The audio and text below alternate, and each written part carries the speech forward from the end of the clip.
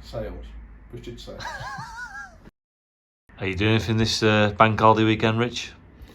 Yeah, we're going to take a couple of the granddaughters up to town centre and buy them some stuff, and then perhaps tidy up the back garden, ready for the new fence. Oh, that's exciting. Oh, You're always tinkering and DIY, aren't you, Rich? it has to be done. I can see on your computer screen there, Richard, you're looking a little bit patriotic. I thought we'd do something for King Charles's coronation. We're going to try and track down a simple, straightforward image, maybe this one, because there's no border strokes on any of the shapes. So we're going to do a multi-layered, multi-coloured vinyl cut, and we're going to show you how to do that.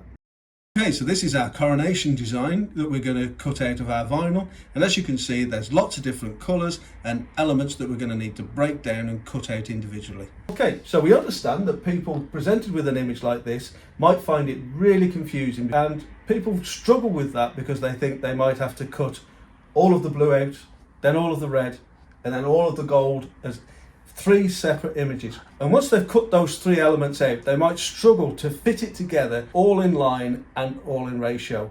Well, we're going to show you how to use this one image to simplify that process that allows you to cut all of the individual elements of this out in one foul swoop.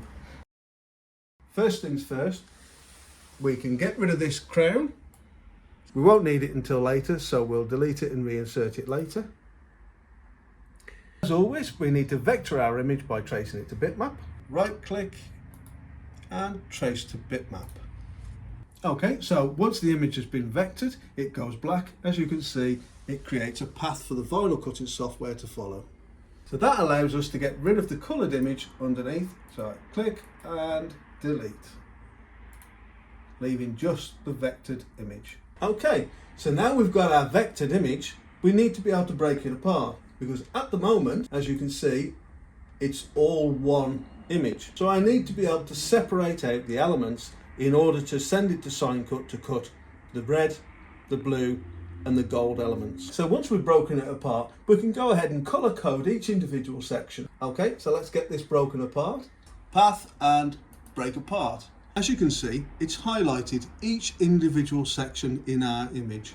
Now we've broken the image apart, it's filled in our area where we're going to put the crown. Now in order to change that, we just simply use the difference tool. And we do that by clicking on it, shift, choose the horizontals, and then path and difference. Okay, so using the difference tool, we've now got our hole back in the center like a cookie cutter. Right, take 157. I can't say cookie. Say it slowly. Cookie cutter. Yes. Hey guys, what Rich is trying to say is that this method acts like a cookie cutter and stamps a hole back in where we can insert the crown. Is that right, Richard? Yeah, that's what we want to say. Right, let's move on. This is only a quick tutorial, but if you want to know how to use the difference tool in more depth, just pop over to our website. On the members zone, there's a video on there. As you can see, now we've broken the image apart, we can manipulate each individual element of our image. So if we want to colour it, reshape it, do whatever we want to do with it. Control and Z to put it all back. Because I want this blue, I'm going to click on each one, press Shift. I'm going to select each section that needs to be blue. Now I'm going to select blue from the colour bar at the bottom to make them all blue. So now we've coloured our sections blue that we wanted blue, we need to colour the sections red that we want red, simply by clicking them, holding Shift. By repeating the exact same process, we're going to colour all the elements red that we want red. Now, in order to keep the alignment of the blue and the red, we need to select our whole image, go to Objects and Group. So now everything moves as one. And of course, this is going to make sure that everything stays in ratio and alignment ready for our cut. Now we've got our gold section in place. Once again, we need to make sure and regroup the whole image so nothing becomes misaligned or accidentally reshaped. And this is a good habit to get into. Just a quick interlude from me for those wondering why King Charles has suddenly reappeared in the image in gold. The clip was damaged where we slide this in, so just for continuity reasons, Richard simply file, imported, recoloured in gold and slid this back into the middle of the design. You haven't really missed much, but for continuity reasons, thought we'd mention this. So yeah, let's crack on. There's nothing worse than sending it to the cutter and realising that the sections don't fit together properly. The necessity of this will become more apparent once we send our image to SignCut. Okay, so we've got our vector image complete, we've got our blue section, our red section and our gold section all correctly aligned and ready to go to the cutter. Okay, so we've sent our image to SignCut, and this is exactly the reason why we've decided to colour code our image. As you can see from the 3 tabs on the right, they're aligned with all of the colours on our image. So when I want to cut the red section out, I can send the red section to the cutter. When I want to cut the blue section out, I can send the blue section to the cutter. And when I want to cut the last gold section out, I can send that to the cutter. And now all of these individual elements will be correctly aligned and the correct size to just lay on our t-shirt. And slot into each other.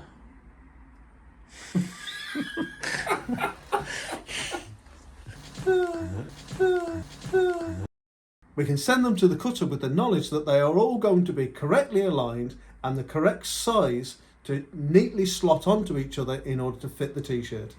Okay, so we'll cut the red section first, so we'll click on the red section and load our vinyl cutter with red vinyl. Okay, so we've got our red, we've got our blue and we've got our gold. Let's get them all cut out individually.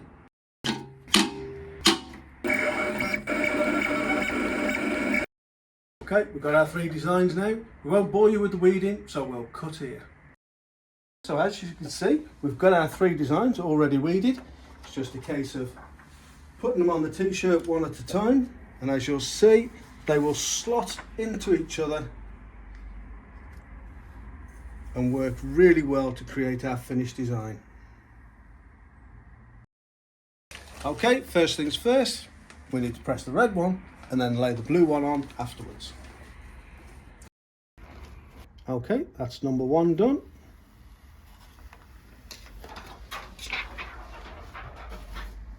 Okay, so now we lay number 2 on,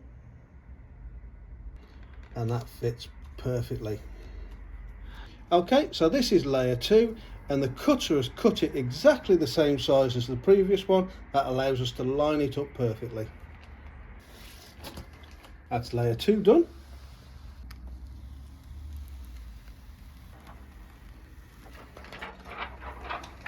Okay, so one final piece, we'll put the crown in the centre. Put that crown jewel in, Richard. One last final press.